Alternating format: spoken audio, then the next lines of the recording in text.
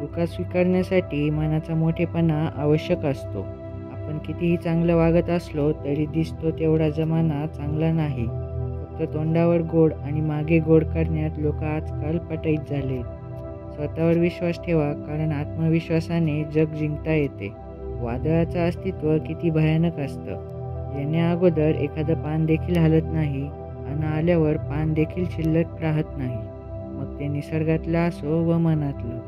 स्वतःची ओळख निर्माण करायची असेल तर स्वतःच्या कर्तृत्वावर मैदानात उतरावे.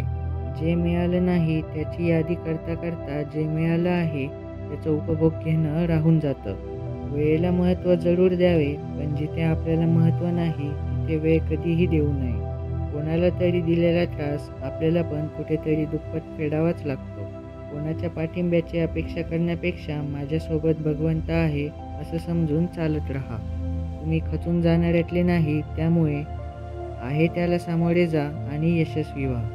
आपण सगळ्यांशी चांगले वागतो हे आपले संस्कार असतात, पण आपण चांगले वागूनही काही जण आपल्याशी वाईट वागतात हे त्यांच्यावर झालेले संस्कार असतात.